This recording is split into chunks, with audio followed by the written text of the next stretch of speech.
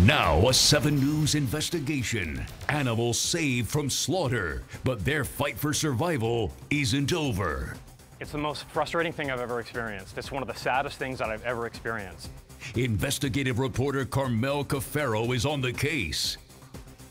South Florida was stunned by conditions and cruelty at a South Florida slaughter farm that was raided shortly before Thanksgiving. Now, the organization that first raised the alarm about the operation is in another fight, this time over some of the rescued animals. Investigative reporter Carmel Cafaro has this exclusive. These goats and sheep survived certain death at an illegal slaughter farm, but they're not out of the woods. Very emaciated and dehydrated. After authorities shut down the farm, nearly 80 goats were brought to live behind this home in Okeechobee. That number has dwindled. Goats have been dying around 4 a day, some 2 a day. Some of the goats are still dying.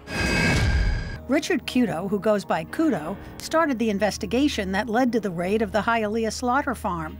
His organization, the Animal Recovery Mission, located sanctuaries to take in 600 animals seized at that time.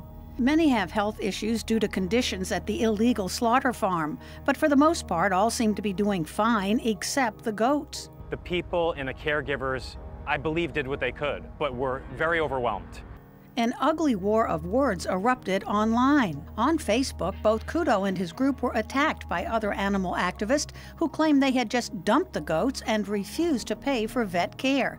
He says he did pay and eventually found an organization in Tampa that agreed to take the goats and provide medical care. Yet, he had trouble getting the animals. It's basically been a 2-week process, excuse after excuse. On the first trip to pick up the goats, he says he was turned away. We went with Kudo on his second trip, but we couldn't talk to the couple who had the animals. They ordered us off the property. But this time the animals were released and taken to a group in Tampa that specializes in the care of goats. A lot of them have sore mouth, they have coccidia, they have pink eye. They need more care than what they were given. So, I think we can do that better. Aussie is one of the rescued goats, but this fellow will be celebrating the holidays right here in South Florida. Ozzy's very lucky, extremely lucky goat. He's also evidence. This undercover video was taken by Kudo, who posed as a customer buying the goat for a religious sacrifice.